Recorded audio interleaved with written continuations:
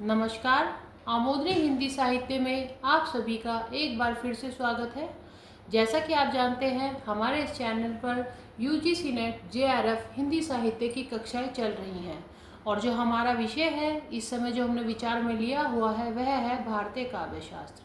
भारतीय काव्य शास्त्र में हमने पिछली कक्षाओं में अगर आपने देखा होगा तो हमने आपको काव्य का स्वरूप, काव्य लक्षण, काव्य के तत्व के बारे में बताया था और जो भी हमारा विषय चल रहा है इस समय वह है काव्य के भेद।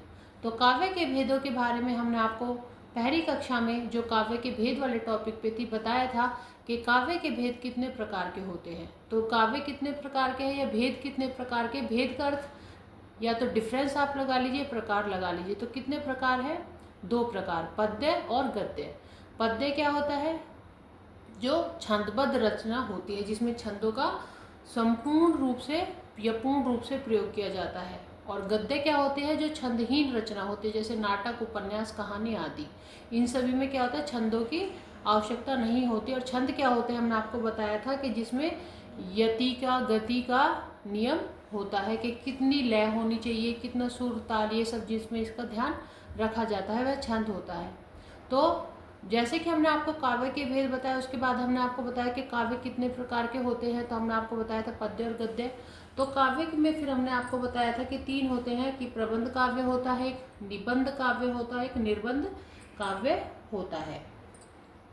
फिर हमने आपको बताया था कि प्रबंध काव्य के भेद। तो प्रबंध काव्य के भेद कितने थे? तीन प्रकार के। एक बार हम आपको फिर से रिवीजन आज करा देते, पुनरावृत्ति करा देते। आप जैसे देख सकते हैं कक्षा में सामने कि प्रबंध काव्य दो प्रकार के होते हैं, महाप्रबंध काव्य और खंड काव्य। महाप्रबंध काव्य की कक्षा पहले हो चुकी है, किंतु एक पुनरावृत्ति के लिए, पुनरावलोकन के लिए हम आपको फिर से बता देते हैं। महाप्रबंध काव्य होते हैं तीन प्रकार के, पुराण काव्य, आख्यान काव्य और चरित काव्य। पुराण काव्य होते हैं जो संपूर्ण या पूर्ण रूप से छंदबद्ध होते हैं। ये एक युग की काव्य या कविता होती है जिसमें एक बहुत बड़ी कहानी होती है, ईश्वर का एक विलक्षण रूप इसमें दिखाया जाता है, विशिष्ट रूप दिखाया जाता है, कोई अवतारी पुरुष होता है, कोई महापुरुष होता है जिनके बारे में इसमें वर्णन किया जाता है और संपूर्ण कथा एक ही साथ चलती है। आगे हमने आख्यान के बारे में आपको बताया था कि आख्यान क्या होता है? ये एक काल्पनिक और इतिहास का मिश्रण होता है, कल्पना और इतिहास का मिश्रण होता है, इमेजिनेशन बेस्ड ये होता है। इसमें क्या होती है? एक कथा जो है क्या होती है? प्रमुख होती है और उसके साथ बहुत सारी गौण कथाएं चलती हैं। उसके बाद हमने आपको बताया था चरित काव्य। तो चरित काव्य क्या होता है? जिसमें किसी के विशिष्ट चरित का वर्णन किया जाता है। चरित काव्य के हमने आपको उदाहरण भी दिए थे, जैसे किसी भी पुरुष को ले लिया जाता है, महिला को, जिसके बारे में वर्णन किया जाता है। जैसे कि आपका हो गया जहांगीर, जस चंद्रिका, रतन बावनी, सुजान चरित या छत्र प्रकाश। ये एग्जाम्पल हमने आपको उदाहरण पहले की कक्षा में भी बताए थे। जो अब हमारा आज का जो मुख्य विषय है वह है प्रबंध काव्य का दूसरा भाग, जिसको कहते हैं खंड काव्य या खंड प्रबंध। तो खंड से ही आप क्या समझते हैं? कोई टुकड़ा।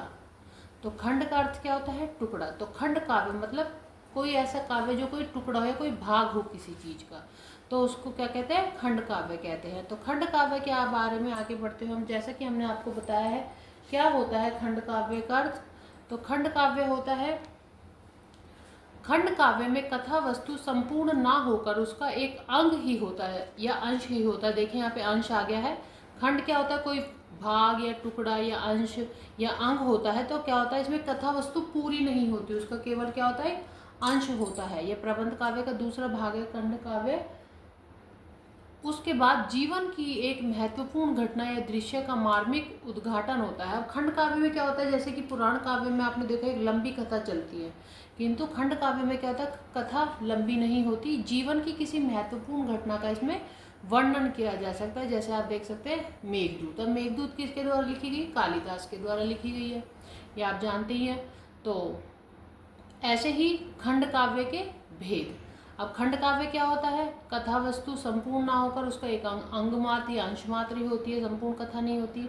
जीवन की किसी महत्वपूर्ण घटना का इसमें वर्णन किया जाता है। अब देखिए, जैसे प्रबंध महाप्रबंध काव्य के भेद थे, जैसे प्रबंध काव्य के भेद हो गए दो, महाप्रबंध और खंड काव्य, फिर हमने आपको बताया महाप्रबंध के भेद।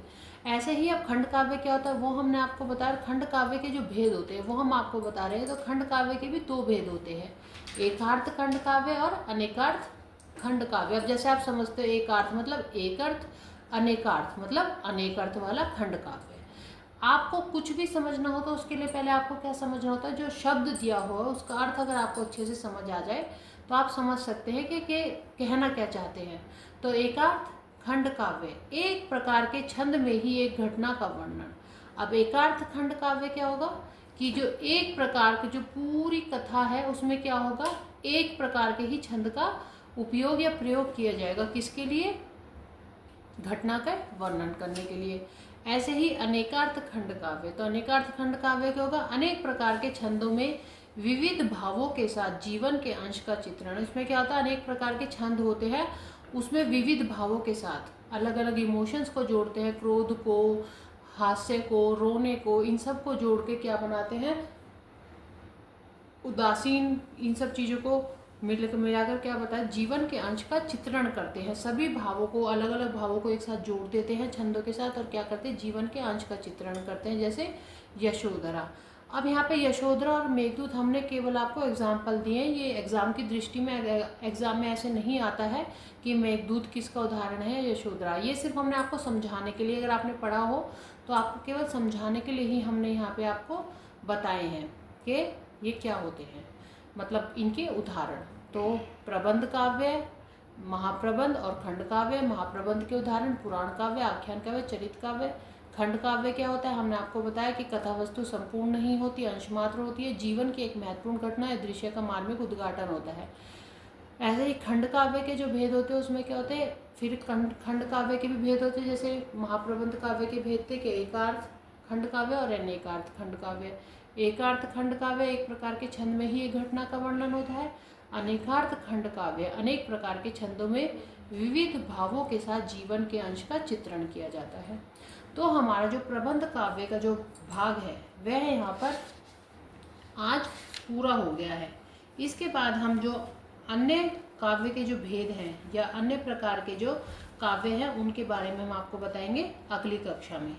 तो अनिबद्ध या निर्बंध या मुक्तक काव्य जो है उसके बारे, जो काव्य के भेद का दूसरा पार्ट है उसके बारे में हम आपको बताएंगे अगली कक्षा में। आज के लिए इतना ही। मैं आशा करती हूँ आप सभी को समझ में आया होगा। सरलता से हम विषय को आगे बढ़ाते जा रहे हैं ताकि आपको समझ में आए।